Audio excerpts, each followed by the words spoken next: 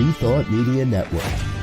We are a global broadcast network of positive music, media, and entertainment, inspiring humanity's evolution along the journey of enlightenment and creating a world of love, peace, empowerment, and prosperity for all.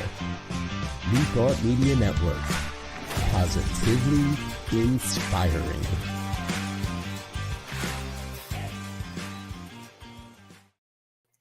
And good morning, dear ones. Dr. Robert here behind the placard. There we are. Good morning. Welcome to the Science of Mind and Spirit Conversation Series. It's the 22nd of February. February 22nd already. I mean, I get it. February is a short month, but it disappeared already, too. For those that might have seen the description of today's program, I am not Reverend Rodney Gittens. I am Reverend Dr. Robert Brzezinski, and this is the Saturday morning program. There's been, we've had a technical error. This is the second week in a row of technical problems with regular guests, with regular hosts, which is kind of strange, but that's what it is. Hey, if this is your first time with us, welcome aboard. You're all welcome to interact with us live if you're here live. Good morning, Shay. Good to see you, dear one. Grateful that you're with us. Anyone else, as you join along, you're welcome to interact with us, join in, chat along, drop a comment, ask a question. Birthday party for Shay. Yes, it is a birthday party for Shay. I cannot be there, dear one. I saw your post. Sorry, can't get out there. Too much going on to get all the way out there today. But wishing you a happy birthday. Hope you have a great day. All right. So if you're new here, here's what's going on, and here's what we're about to do. This is called the Science of Mind textbook. Our video tells you all about what that is. As far as we're here to look at this book chapter by chapter, verse by verse, paragraph by paragraph throughout the year, every Saturday. And the textbook itself, we go through and we run out of chapters come around mid to late July. Depends on how we split things up. Sometimes we do more than 1 week on a chapter if it feels it. And as a team, those of us that are part of this, when each Saturday we bring you a different chapter, and today is chapter number 3 on spirit. This is begins on page 81, and interestingly enough, now this is only 8-9 pages, so yeah, and not even all of 89. So call it 8 full pages. And interestingly enough, now when I look ahead to the chapter on soul, which comes next, I personally have a ton of outlining and a ton of highlighting and a ton of notes. And in this chapter, I don't have anything. My book is got nothing there.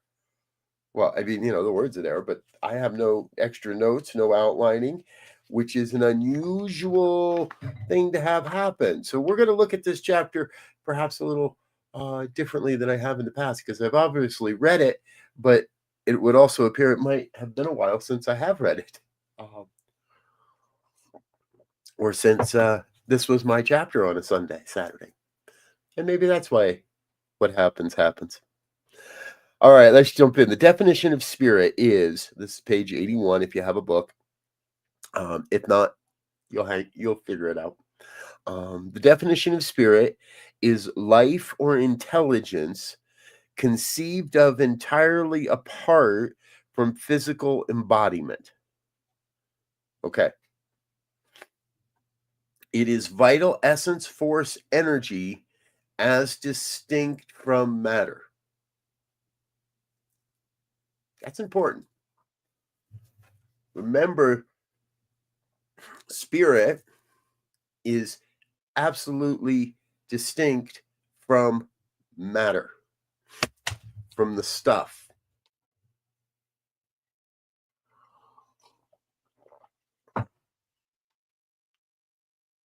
When we hear people say, it's all energy. No, because energy and matter are different. The definition of spirit is life or intelligence conceived of entirely apart from physical embodiment. It is vital essence, force, energy as distinct from matter. Probably the definition of God as spirit is more easily understood, more readily accepted than in any other term in describing deity.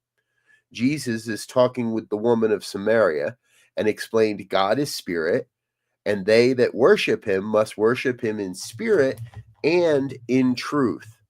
See, there's that difference again. I want to start putting some notes in here as we go today. Thank you, Roy. Roy says my hair looks great. Appreciate that, brother. Good to see you here with us. The definition of God as spirit is more easily understood and more readily accepted than any other term used in describing deity. The nature of being is a unity with three distinct attributes: spirit, soul, and body. I know why I don't have too much in here. We're in the deep basics here. Let's see if I have my overlay to show you. Spirit, soul, and body. Now, anybody hanging out around the New Thought movement will... why is this not changing? I cannot change to my other brand folder today, and I cannot... trying to bring up a visual for you here, and it's not in this space inside our studio platform here. I will have to all right, well, there it is. It's what it is. Not going to get it. This is that circle with the V. For newer students, I'm sure I have one around here somewhere I can show you. We're always going to look at the triune nature of life, of God, of the one, of spirit. Spirits, I'm sorry. We use the same words and intermix them a little too often sometimes. Spirit, soul, body. It's important. You're going to hear it again and again and again throughout the year. Spirit is the active and self-conscious principle. Spirit is first cause or God, the absolute essence of all that is. It is the great or universal I am. Spirit is conscious mind and is the power which knows itself. It is conscious being. The spirit is self-propelling. It is absolute and all. It is self-existent and has all life within itself. It is the word, and the word is volition. It has choice because it is volition. It is will because it chooses.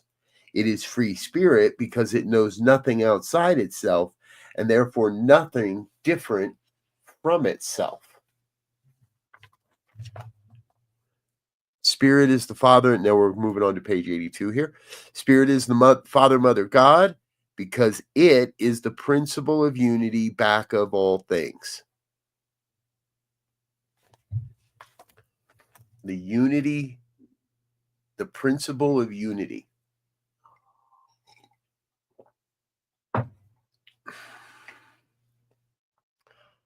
We have to be able to look at everyone we encounter. People, everything we encounter, objects, every form of life that we encounter as spirit, as God. It's the way it is. It's the absolute truth. There's no other way it could be. He continues. So let's come back to the start of 82. Spirit is the Father, Mother, God, because it is the principle of unity back of all things. The masculine and the feminine principles both come from the one. Spirit is all life, truth, love, being, cause, and effect. It is the only power in the universe that knows itself.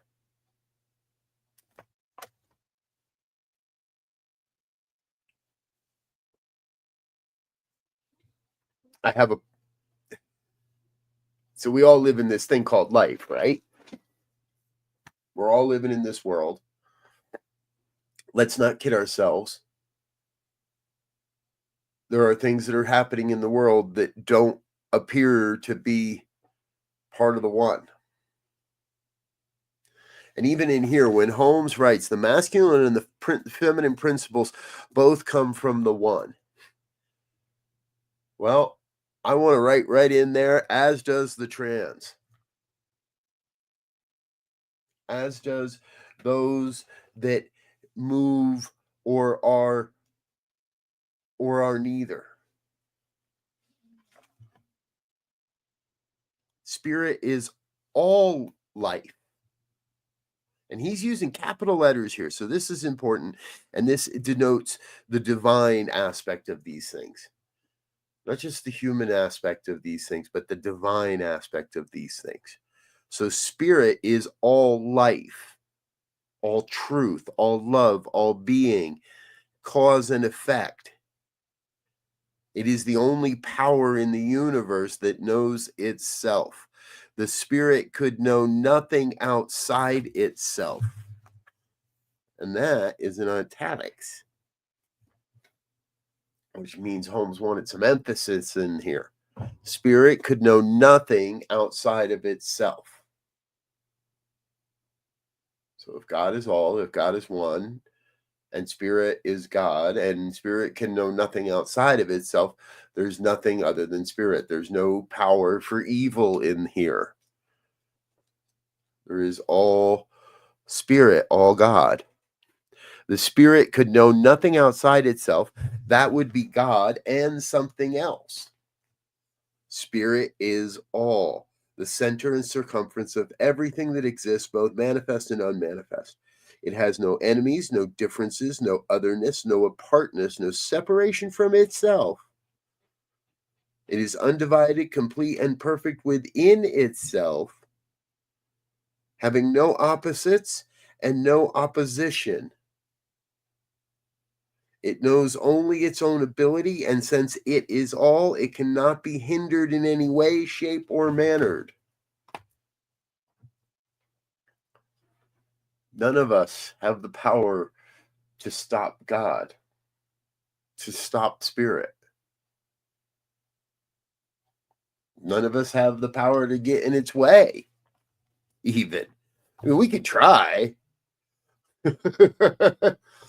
But the power of oneness, this self-existent cause that we call spirit or God, cannot be hindered in any way, shape, or manner.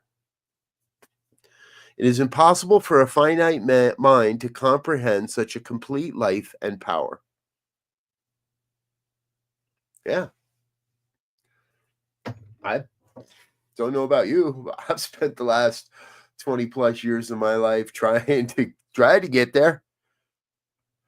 It is impossible for a finite mind to comprehend such a complete capital L life and capital P power.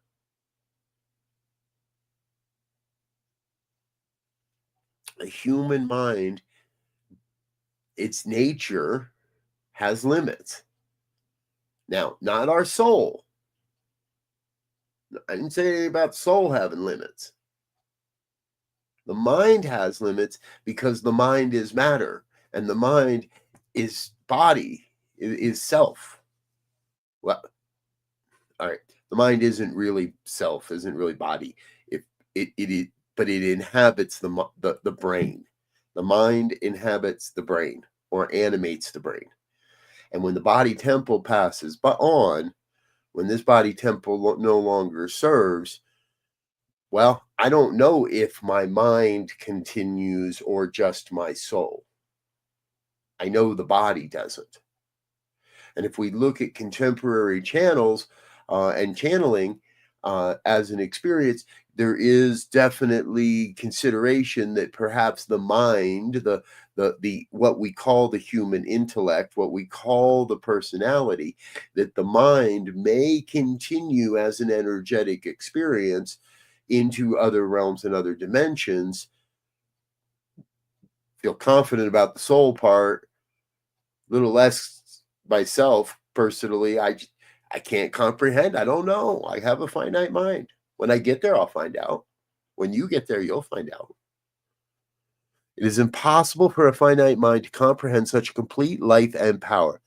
In moments of real inspiration, we realize to a degree at least that God is all, that which has within itself all that really is, the life in everything and the love through everything. In moments of real inspiration, we've had these. You've had these, right? It's called an epiphany, where I had that aha moment, or I suddenly just realized, or I was awakened, or I woke up to something. We have lots of ways of describing this. In moments of real inspiration, we realize to some degree, sometimes more, sometimes maybe not so much, God is all. God is all. I've realized as I'm reading through this, folks, I realize why there isn't a lot of underlining or a lot of notes in this chapter, because I should just circle I would circle every phrase. The whole thing would be underlined. This is like real, so key to everything. And when we really understand, and next week we're going to do right soul, and the week after that we're going to do body, and we're going to look at these things, spirit, soul, and body. We're going to look at these things coming in the next few weeks, and you're going to see how it all builds on itself. And very foundation here is anchoring in this understanding of spirit. To a degree at least, God is all, that which has within itself all that really is. The life is everything, and the love through everything. God is the life in everything and the love through everything. The one presence and the one infinite person whom we call God or spirit within this one, all live, all live. Sorry, I'm reading that improperly. The one presence and the one infinite person whom we call God or spirit within this one, all live. So presence, infinite person, God, spirit, Allah, Buddha, Yahweh, Vishnu, Kuan Yin, source energy. We could create a song or a chant. Mother, Father, God, Gaia, Father, Time, Mother, Earth. All live in the one. Holmes continues. Feel free to chat along, by the way. Again, if you have questions. But I do. I look at this now. I'm realizing I know why there's not much here, because every word of this is amazing. And I'm going to keep going, or we're never going to get to the end. It's only 8 pages. The fundamental premise upon which the philosophy of the Bible is developed is that spirit is one, and the creation is the result of spirit's one mode of action. Creation is the result of the divine, of God's one mode of action. It's the only thing it does, create. Does not judge, does not condemn, does not make it rain, does not make it snow, does not hold it against you, does not cast you into a pit of fiery, burning hell. We can do enough of that ourselves. Creation is the result of spirit's one mode of action. Perhaps the one point in which we are all agreed is that whatever the nature of first cause or spirit, it is creative. If this were not true, nothing could come into existence. It is impossible to think of creative life expressing itself other than in livingness. Jesus undoubtedly meant this when he explained that he had come that they might have life and that they might have it abundantly. Another point on which we all agree as to the nature of first cause is that it is harmonious. So it is creative and it is harmonious.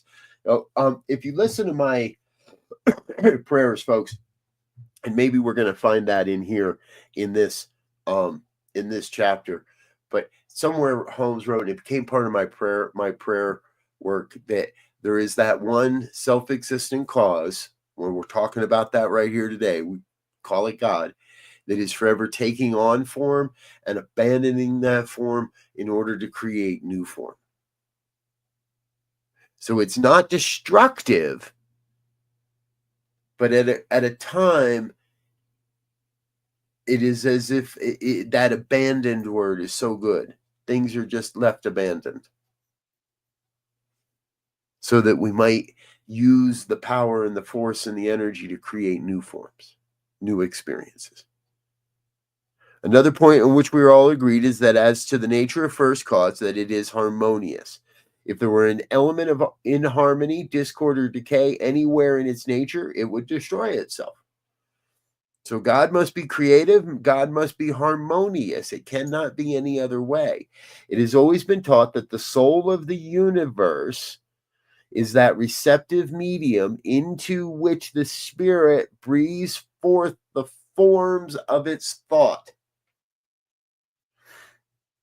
The soul of the universe is the receptive medium through which spirit, God, breathes forth the forms of its thought. It is subjective to the spirit. The soul is subjective to the spirit. Now, we don't want to get into a huge objective subjective conversation right here, but we're going to over time. And I want you to just kind of let that always keep remembering that the soul is subjective to the spirit, and the spirit lives in the top third. I'm going to try and change my medias again, see if I can get that to change. No. This is very strange. It will not let me change into another brand folder that has the things I want.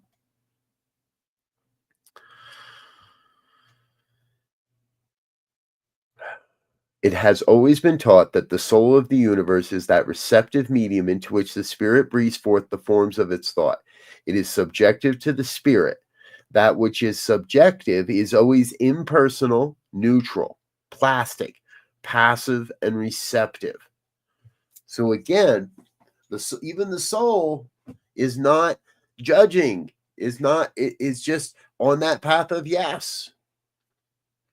Wherever we find subjective law, we shall find something that is compelled to receive that which is given it. The law of the universe, the law of creation, the soul of the universe is compelled to create based on what is given to it. And also, here it is, and also compelled to act upon it. Wherever we find subjective law, we find something that is compelled to receive that which is given it, and compelled also to act upon it. Consequently, the soul of the universe has been called a blind force, not knowing, only doing. If you're with me, give a shout out in the chat box. This is all starting to make sense in your mind a bit. Drop it in the chat box. Give me a yes. Give me a shout out. Let me know you're there. The soul of the universe has been called a blind force, not knowing, only doing. It has been called the servant of the eternal spirit throughout the ages. It is the medium of the thought, power, and action of spirit. Amen, Shay.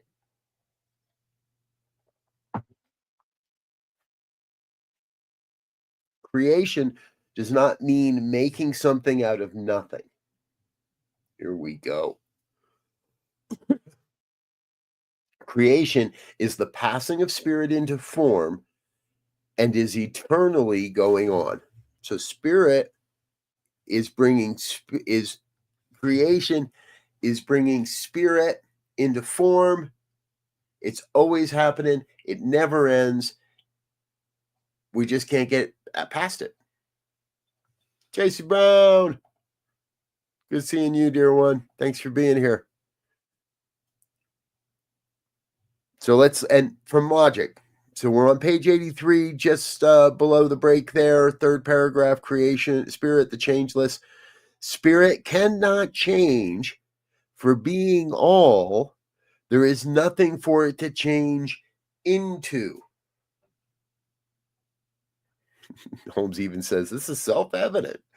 Oh, yeah. It is necessary for us to understand that the only active principle is spirit, self-consciousness, self-knowing life, and that all else is subject to the will. The only active principle is spirit, God.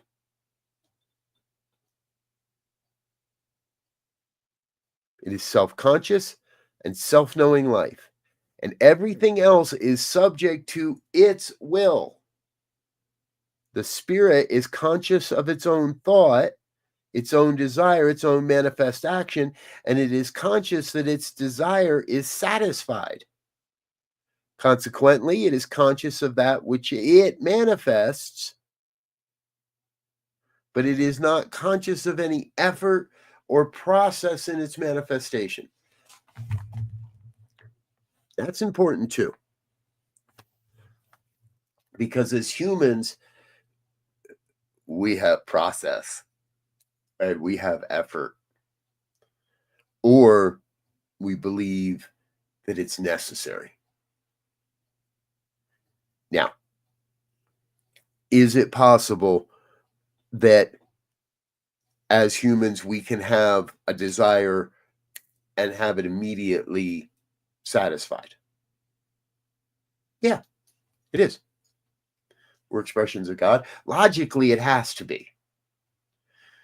And in practice, sometimes it takes some time. We need practice. That's why it's called practice. That's why we have process. That's why we call it processing. I need to step away and I need to process this. I need to be with this in my humanness so I can get a picture and come back to a recognition that it is all God. Because 99 out of 100 times when I tell you I need to go process something, it's because I have a human judgment or concern or I'm unclear around what's going on or what's happening here. And it's all in the human realm. Doesn't mean that the divine is confused. Doesn't mean that God doesn't know what's going on. It just means I don't. It is not conscious. It is, and so again, consequently, God is conscious of that which it manifests, but it is not conscious of any effort or process in its manifestations. God said, let there be light. It is necessary that soul and body should exist because spirit without manifestation would construct only a dream world, never coming to self-realization. In order to express, there must be a medium. Hello, me, pick me. There must be a medium through which spirit manifests, and there must be a manifestation, hence, again, soul and body. The teaching of the great thinkers of all times is that we live in a threefold universe of spirit, soul, and body. Now, here's one of those places that Holmes likes to remind us in his writings of what he's talking about, just in case we might have forgotten. The teachings of the great thinkers of all times is that we live in a threefold universe or spirit, soul, and body of intelligence, substance, and form. Spirit, intelligence, soul, substance, body, form. Got it? Holmes loves the rules of three and the law of three. And these are the omnis as well. Omnipotent, omniscient, and it's been so long since I use them. Power, presence, and intelligence is another way to say it. Spirit, soul, and body. Intelligence, substance, and form. We're going to find these seed, soil, and plant. We're going to find these throughout all of Holmes's teaching in this entire book. So over on 84. Right on, Shay. Yep. Spirit must have an outlet, must have a way to express. Otherwise, and how did Holmes say it there? Otherwise, without manifestation, we would construct, spirit would construct only a dream world, never coming to self-realization. I do enjoy living in the real world, not a dream world. We are not in the Matrix, by the way. It's a great story. Lots of good parables in there. We are not living in the Matrix. God, we're living in a real world, is my point there. God, the existent, here's a good one too. Okay. God, the self, and top of page 84. God, the self-existent first cause, speaks, and it is done. We're going to get rid of the word his. Okay. Everybody cool with that? We're going to change that to it. Its word is law. God is word. God is law. God is spirit. Spirit knows itself. The law is the servant of the spirit and is set in motion through its word. God's word. Remember, when you're reading Holmes, he likes, if it's capital, it's and not necessarily at the beginning of a sentence. It's not only important; it's a higher aspect of it. And here, everywhere he uses "it's" in a capital, he's actually saying God. He's just not saying the word God. He uses so many different words because otherwise this would be God, God, God, every other word, right? So God, the self-existent cause, speaks and it is done. Its word is law. God is word. God is law. God is spirit. Spirit knows itself. The law is the servant of the spirit and is set in motion through its word. All law is some form of universal force or energy. Law, notice he says word there, not stuff. All word, all law is some form of universal force or energy. Law does not know itself. Law knows only to do. It is the medium through which the spirit operates to fulfill its promise. It's a great definition of law there. And I know throughout time, so many people, so many students over time, myself included, when I first got into all this, that can be one of the trickier concepts and ways that Holmes describes it all in here. Is what exactly is the law? It is the medium through which the spirit operates to fulfill the spirit's purpose. It is the medium through which God operates to fulfill its purpose. Did God make law? It is impossible to think, okay, oh yeah. So the question becomes, did God make law? It is impossible to think of a time when law did not operate. It is impossible to conceive that it was ever created. Therefore, law must be coexistent and co-eternal with spirit, a part of the causeless nature of the divine reality. Coexistent and co-eternal means they were. Spirit and law there isn't even that. There isn't even the creation. It's just that's what is. And it can't be any other way. The Spirit operates through law, which is some part of its own nature. Therefore, all action may be some action of Spirit as law. The word of Spirit moves through the law. And since the law must be as timeless as the Spirit, we could not think of a time when law was not, or a time when it would cease to be. Neither can we imagine the law ever failing to operate once it is set in motion. Again, in my prayer work, you'll hear me say, the law which cannot return this word void. The law cannot fail to operate on the word of our prayer. So even, those naughty little, those little prayers that say, oh, I wish he would just shut up. The law must take up that word and demonstrate. It cannot fail to operate. We have then an infinite Spirit and an infinite law, intelligence, and the way it works. God working through law, which is unfailing and certain. Creation, the activity of God, the activity of Spirit, the passing of the substance into form through a law, which is set in motion by the word of the Spirit. Spirit is the same yesterday, today, and forever. So our thought cannot picture a time when the activity of Spirit will cease. We live in a never-ending universe, and it is forever creative.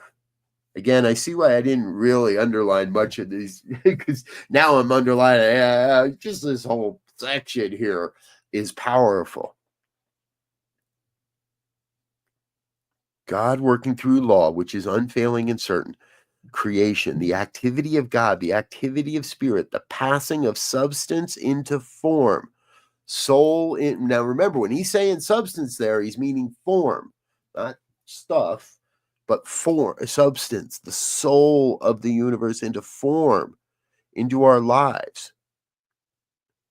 Through a law which is set in motion by the word of Spirit. Well, what is the word of Spirit? Again, it is our prayer. It is everything we say, every thought we think, every word we cast into the universe. It's why we harp so much on in this philosophy of the power of our word. The whole action of Spirit must be within itself, upon the law, which is also within itself, and upon the universal stuff, which is also within itself. The three in reality are one, the Trinity. There is something called God that makes things out of itself. Oh, there's a good one. Holmes actually wrote that makes things out of himself or itself. Let's get rid of we could just scratch out the himself there, and we're slowly but surely making this book gender neutral, and I like that. God that makes things out of itself by becoming the things it makes, according to law and order. As nearly as the intelligence of the human race is able to judge, Spirit creates by contemplation. I might need to write about that a little bit deeper sometime. As nearly as the intelligence of the human race is able to judge, Spirit creates by contemplation. Could Spirit create by anything else other than its own contemplations, of which our human mind would be incapable of even imagining? Yeah, we might have to write a thought experiment around that one. The philosophy, I'm going to keep going though here today, or we're never going to get done.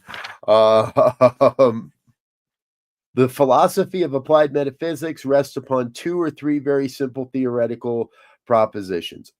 All invisible principles are theoretical, in that we cannot appraise them with our physical senses. We cannot weigh and measure them. Life, love, and beauty may be considered theoretical, in that no one has ever seen them. We see only their manifestations, but must, because of such manifestations, we must reason that the reality exists. Okay, I'm with you. We're getting into some logic here and some metaphysics. Metaphysical work rests upon the theory that the universe is a thing of absolute intelligence, and that this intelligence is self-existent. Spirit was not created; it was, is, and ever will be. We are compelled to assume the actuality of an original creative energy and intelligence before which nothing comes.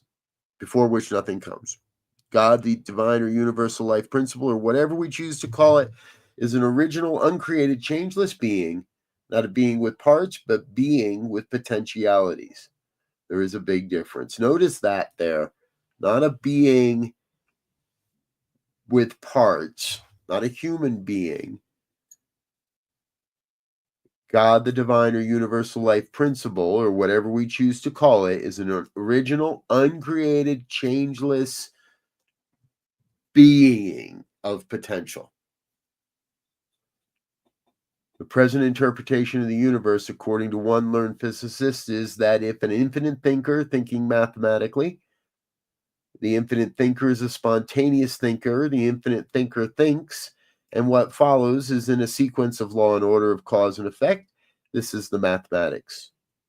The infinite thinker in movement is principle. The being of the infinite thinker is pure spirit, and may be thought of in a sense, but which we dimly comprehend as the infinite or abstract. So all of this is really, up to this point, a reiteration of what we've covered. This is looping back around one more time to make sure we get it. To express this more simply, God thinks.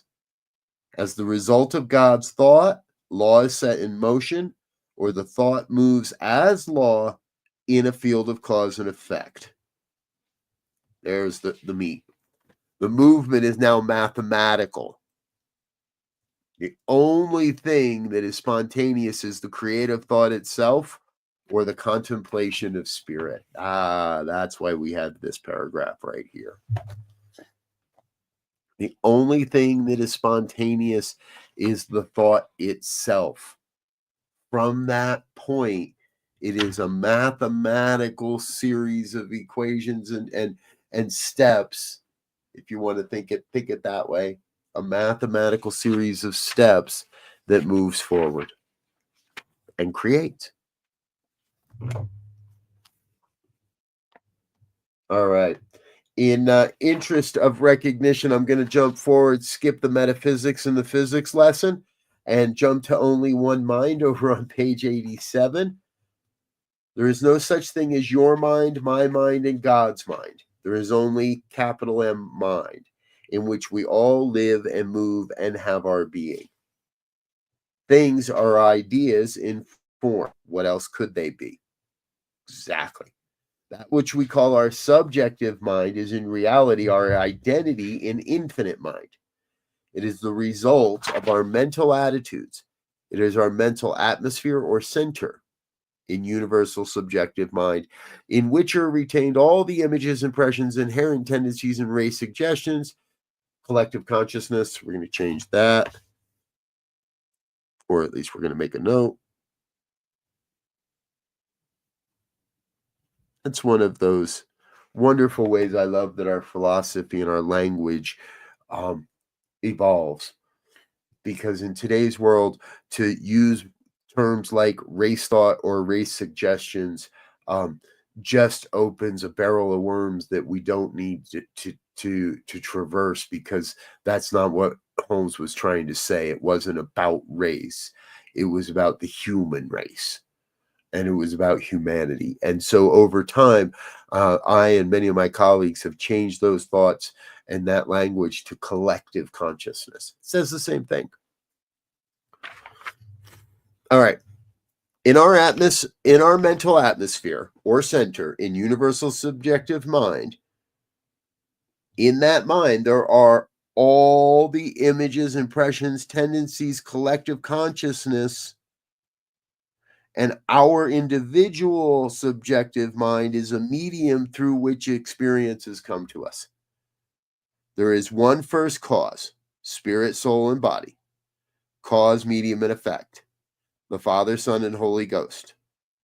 Not three gods, but the triune nature of the one God, the one cause. We think of spirit as absolute, self-conscious intelligence. We think of soul as receptive to intelligence, and the intelligence as always acting upon it. Spirit and soul intersphere each other, and both have omnipresence. The spirit of the universe, now notice, the body doesn't have omnipresence. The spirit of the universe permeates the soul of the universe, forever impregnating it with ideas. The soul of the universe is the holy womb of nature, producing the forms which appear in the manifest universe. The body of the universe is the result of the thought of spirit operating through the medium of soul. The Father is absolute, positive intelligence. The Son is the offspring of the Father. The Holy Ghost is the servant of the eternal Spirit throughout the ages. Spirit is absolute intelligence, operating through the soul of receptive intelligence, impregnating it with divine ideas. So we get to the personalness of God. We should think of God not only as principle, forever pushing forward into expression, but as infinite person. In other words, if we merely think of an abstract principle and a mathematical law of cause and effect, we shall lose all warmth and color. We should be very careful in abstracting the principle, not to forget the essence. There is something in the human mind that desires to think of God or spirit as person.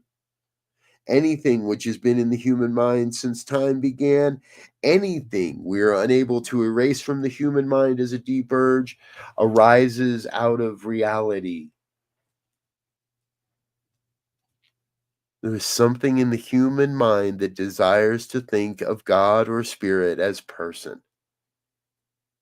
And we must move into a greater understanding that God is everything across all time and space. It is not some old white guy with a beard in the clouds. Anything we are unable to erase from the human mind as a deep urge arises out of capital R reality. Let us not forget that there is inherent necessity for warmth and color. The universe is more than an inexorable law of cause and effect.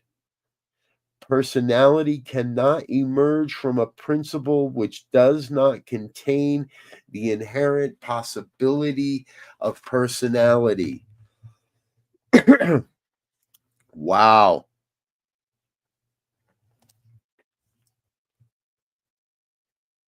Just because we are one does not mean we all have to be the same. Personality cannot emerge from a principle which does not contain the inherent possibility of personality. In each one of us, to each one of us, through each one of us, something is personalized. And that which is personalized is personal to its own personification. Spiritual evolution should make, here's where it was. I always loved this line. Spiritual evolution should make the infinite not more distant, but more intimate. Always love that. Spiritual evolution should make the infinite not more distant, but more intimate. And are we not here, folks, as an experience of spiritual evolution? I believe we are. I believe everyone on this planet is here as an expression of spiritual evolution. And I'm not here to say one is any better than the other. And I believe from a spiral dynamics point of view, we all go through all of them. I might not have paid very much attention to some of the things, and I might have dismissed some things, but we go through all of it.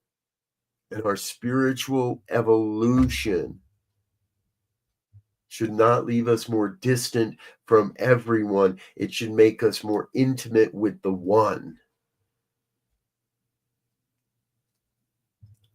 There's another place where Holmes writes that anyone may become a revealer of truth that lives in close contact with the indwelling presence.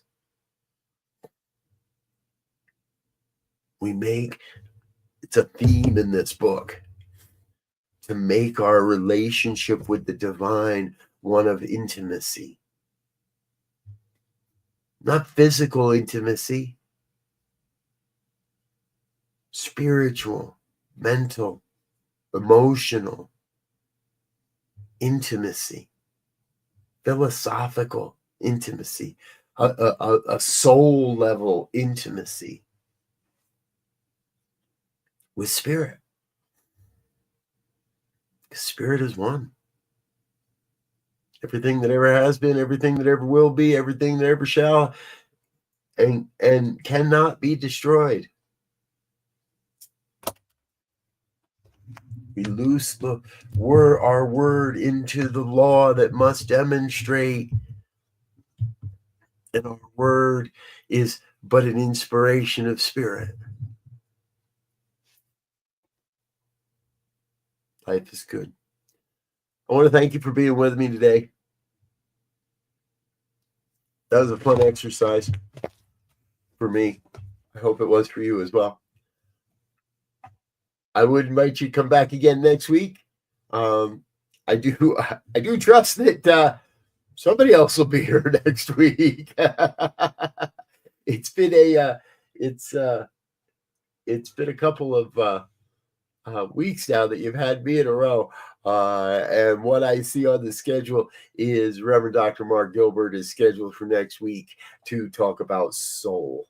And I think that is going to be a great experience. So I invite you to come back and join us next week as we continue our exploration of the Science Mind text written by Ernest Holmes and interpreted, I guess, reaction video, I guess, maybe, to the various teachings of Dr. Ernest Holmes. On behalf of New Thought Media Network, I want to thank you for being with us. If you're finding value here, if you like what you hear here and like what you see here, we're going to invite you to consider making a donation here. You can head on over to our website, ntmedia.org. There's a donate button up near the top, and click on that. And if you have the ability, please consider making it a monthly donation and a recurring donation. Support us in that way.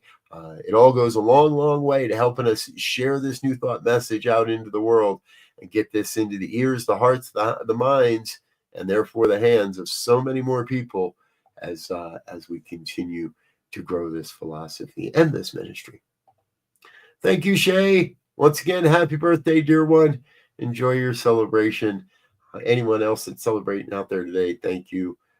Enjoy that celebration. And again, thank you for being with us. Feel free to share with your friends and your neighbors. Let them know what we're doing here on New Thought Media Network.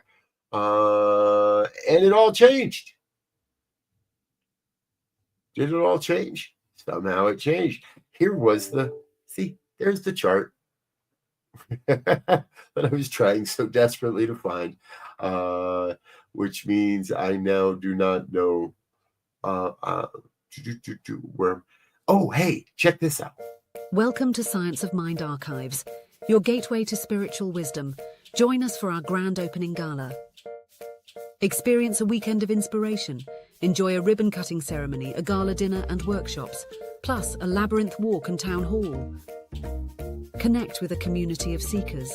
Explore spiritual teachings and resources. Find your path to personal growth. Join us from April 24th to 27th. Lodging options are still available. Visit our website www.scienceofmindarchives.com for more details. Please RSVP by March 15th. Featuring Reverend Jesse Jennings, musical inspirations with Karen Drucker, and the spirit of Ernest Holmes. Come celebrate our new home at Unity Village, Lee's Summit, Missouri, and please visit www.scienceofmindarchives.com.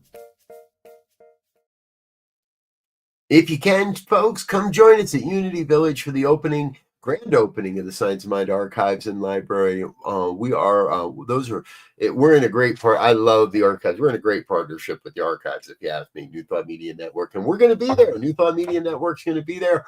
We'll be running some live streams and some pop-up interviews with some people and different things, all centered around and celebrating the Science of Mind Archives and their move to Unity Village. So if by any chance you can join us, join us. And if you'd like more information, let me know about that. We'll get it out to you. And hey, you know what? Because everything started working, I found my exit video. So I'm going to get out of here. Thanks, folks. I appreciate you being with us. Until next time, I wish you peace and richest blessings. Bye now.